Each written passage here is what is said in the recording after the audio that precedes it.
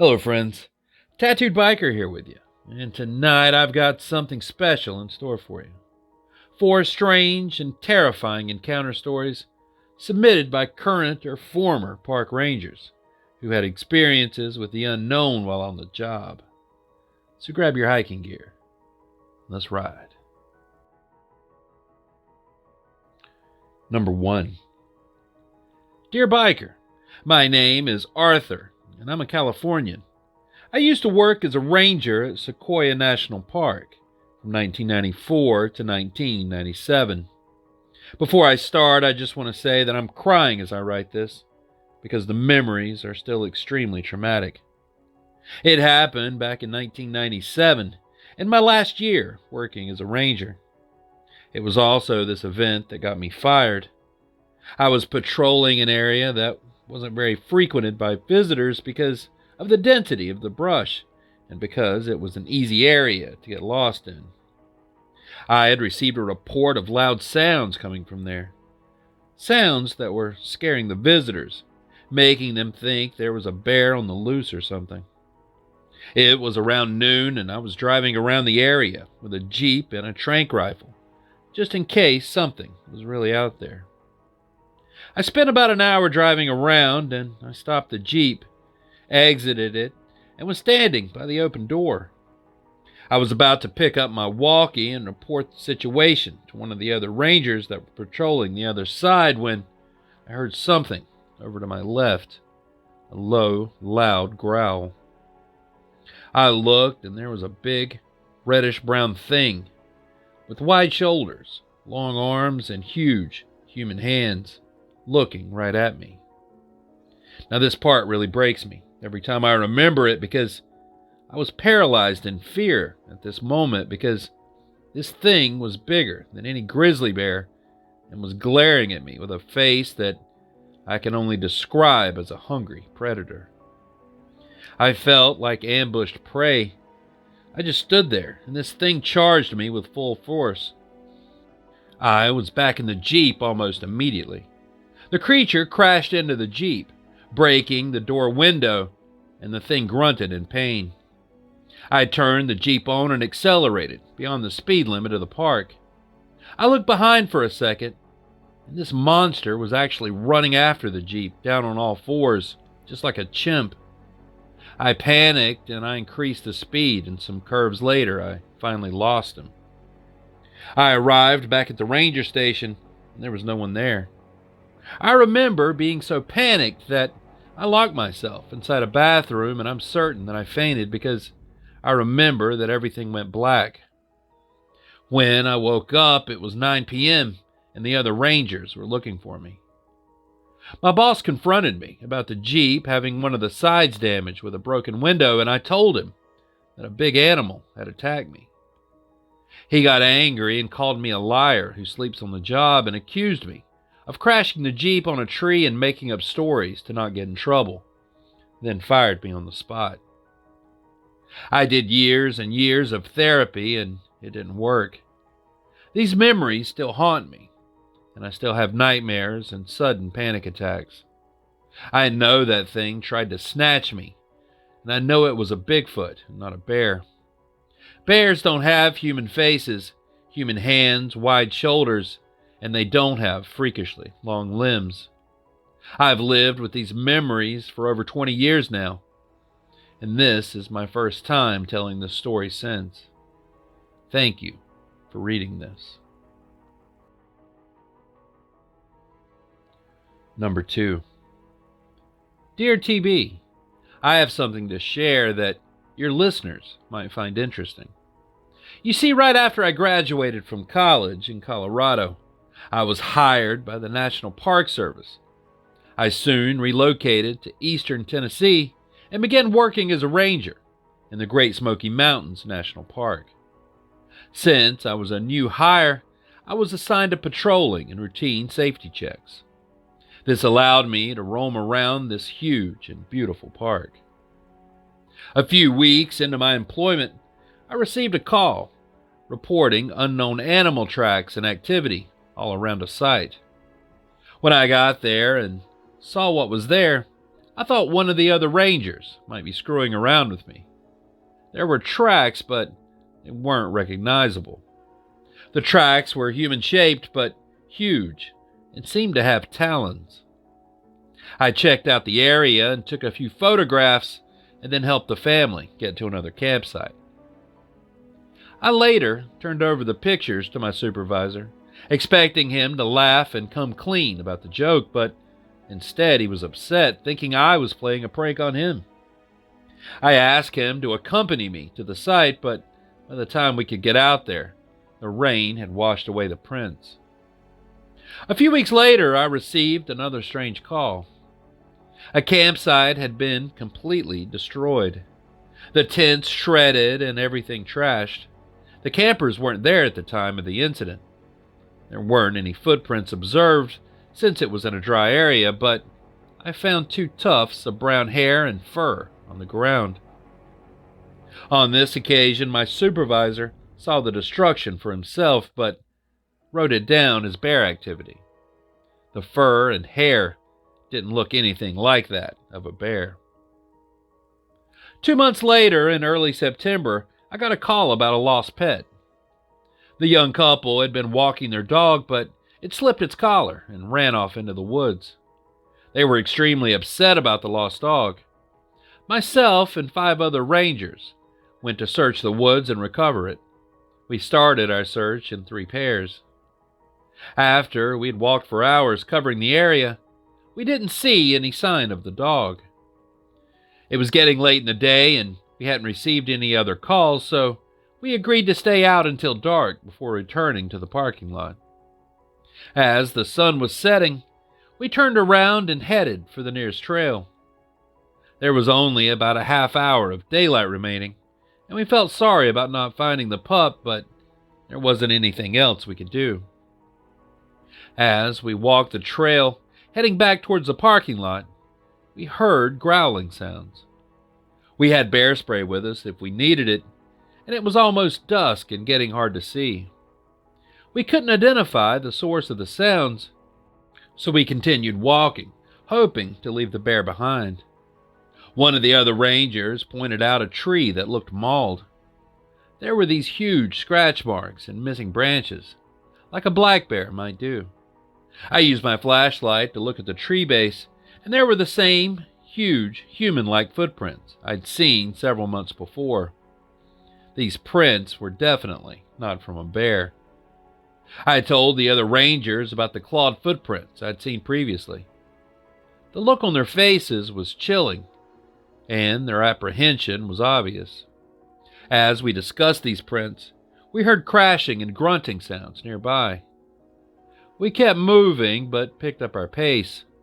I twice saw a dark shape running past us to our right, but the trees made it impossible to see what it was with any detail. The other rangers noticed it as well. It was very bulky and tall, which concerned all of us. Then suddenly, without warning, the creature lunged out of the woods and onto the trail about 50 feet in front of us. I could see a dog-like face in the twilight as it loudly growled. The 6 of us scattered into the surrounding woods. I tripped on a tree branch and hit my head on a nearby tree. I was dazed for a few minutes, but I kept my eyes open in the hope that this creature wouldn't attack me. Several minutes later, we called out to each other and eventually gathered back on the trail. The beast, whatever it was, must have run off. We didn't hear any further growls or crashing, and we quickly ran along the path and arrived at our trucks back at the parking lot. We jumped in and drove back to the ranger station. The next day, each of us was told to write a written report about our search for the dog. I recorded exactly what we had encountered, and as far as I know, the other rangers did too. But our supervisor just never mentioned the incident again. By the way, the lost dog was found unharmed 2 days later. Thanks for reading. Signed, Tyler. Number 3. Hey TB, this encounter happened while I'd been working as a park ranger at Little Buffalo State Park in central Pennsylvania for about 6 months. It was August of 2006. My partner and I were driving around the park at night to do a final check of the area for the evening. We were about halfway through our section of the park when we got a call from dispatch saying that there was a camper who wanted us to come out and take a look at his RV because he thought it had been broken into. I told dispatch that we'd be there shortly. So we turned our vehicle around and we arrived at his campsite within about 5 minutes. We found a gentleman in his mid-60s standing outside his RV and looking very, very nervous. He walked up to our truck immediately and I asked him if we could please take a look at his camper. His behavior was very unusual, and so he cautiously agreed and walked us over to the camper, taking the lead while we followed closely from behind.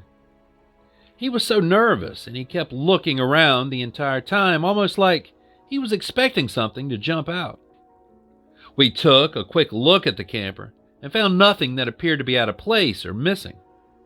I asked him if anything had been taken from inside, and he said no, but there were some things that he thought were moved around during the short time that he was gone. I looked around for another minute or so before telling him that we didn't see anything wrong. We thanked him for calling us, and then we started walking back towards the truck. And that's when my partner, who's an avid hunter, said, "Do you smell that?" I stopped walking for a second because I honestly didn't notice anything, other than, of course, the normal smell of a state park campground, the usual mildew, pine needles, etc. My partner had spent many hours in the woods, so he knows his smells. He told me that it smelled like something was trying to cover up its own scent. And now that he said that, that's when I noticed it too.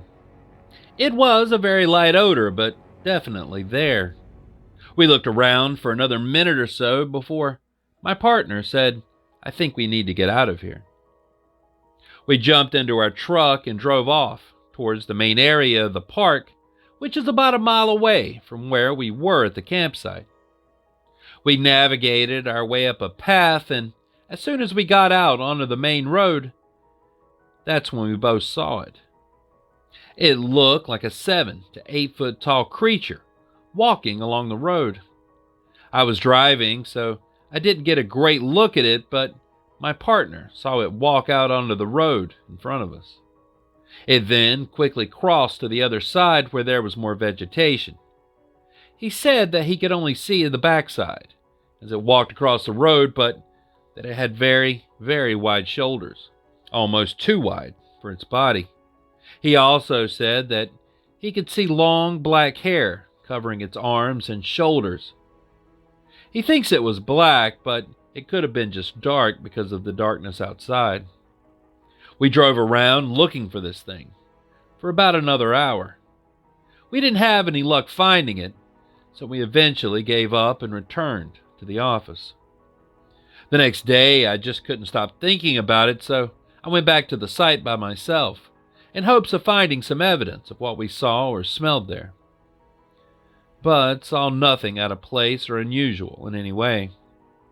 I decided to just move on and not focus on it, since no concrete evidence could be found.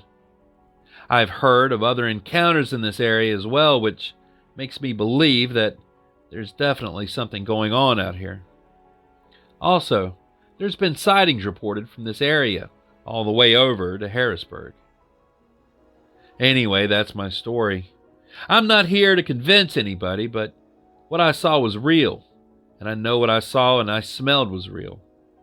Also, there's been several reports of dead deer in the area. Deer that are torn apart but not eaten.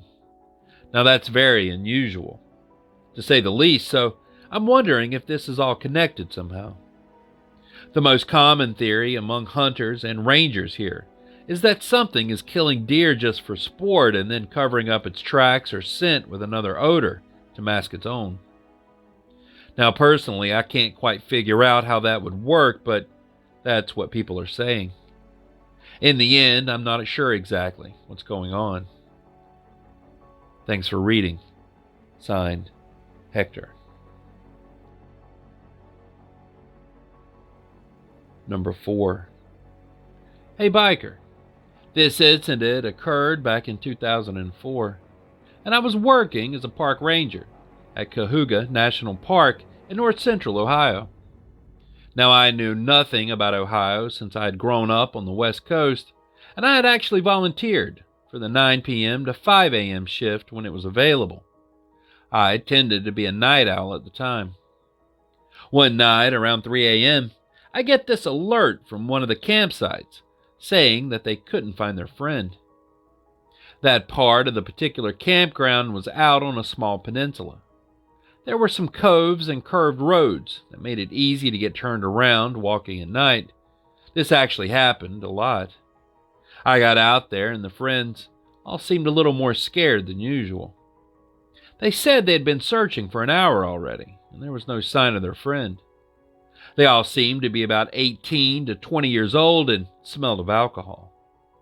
I didn't call law enforcement right away because often a drunk person would fall asleep on someone else's chair or picnic table, so we were usually able to find them quick enough. The missing friend had been sleeping in a tent by himself while the rest were still sitting around the fire. Apparently, he was too tired to stay awake anymore and gone into his own tent to lie down. They said around 2 a.m. they heard him rustling around in his tent. They went over to help him out and to see what was going on, and he had walked out into the nearby trees to relieve himself, but then he didn't come back. There should have been much of an area to get lost in. We all kept calling his cell phone. It rang, but there was no answer. I was concerned about the drowning incidents too, so I followed his footsteps in the mud, which I assumed were his. The footprints then stopped abruptly, well before the water, still in the trees. I looked around, and it didn't seem like he could have jumped anywhere, and most of the trees around there were too big to be climbed. These footsteps just ended. They didn't backtrack or anything. It was all a little weird. So we kept searching until about 4 a.m. and then called it off. I told them let's just wait until morning. Most likely he had fallen asleep out of sight somewhere, so they all went back to their tents to try and get some rest. I was way too wired to go home, so I actually kept at it. I was used to staying up all night anyway, and I just wanted to go sit down by the water and stay alert in case I noticed something. On my way over there, I saw 2 things dangling from a tree up ahead. And when I got close enough to see more clearly, I freaked out and I started backing away. They were feet, but they weren't human feet. I just let out this gasp, and then all of a sudden this thing swooped out of the tree like a bat. All I could think was that something, some kind of vulture. It was gigantic with probably a 10-foot wingspan, and it had flown down to the water's edge with these huge leathery wings. It was at least as tall as me, and I'm over 6 feet. It then turned around and looked at me with these red and glowing eyes. All of this happened in just a matter of seconds. I realized it wasn't any kind of bird for sure, and it didn't look like it had a beak. It didn't even look like it had a face. I just saw darkness and these red glowing eyes at that point. I became concerned about the missing friend, so I lost it and just started yelling at the creature. It turned around and it ran along the shore until I couldn't see it anymore. I was sure we were about to find a dead body, but then I hear this rustling in the bushes, and this half-naked person comes crawling out. It was the missing friend. When he was able to make sense, he said that he had gone to the lake to wash himself, and a freaky, winged thing had scared him half to death. He had been hiding under the bushes and had passed out there. I felt like I wasn't even in my right mind anymore. I take the guy back to the campsite, and I eventually got back to my office and checked out. I couldn't take it anymore. I had no clue how to even begin to make sense of it all after that. I decided to switch to the day shift, and it ended up being a lot better for me. I eventually left the job at the park in 2008, moved back west, and now work for the state of California. Thanks for reading. Signed, Jason. And there it is. All I have for tonight. So, are you going to be thinking about these stories the next time you're out on the trail? I know I will. Thanks for watching. And until next time, stay curious, stay vigilant, stay safe, and I'll be seeing you on down the road a ways. Biker.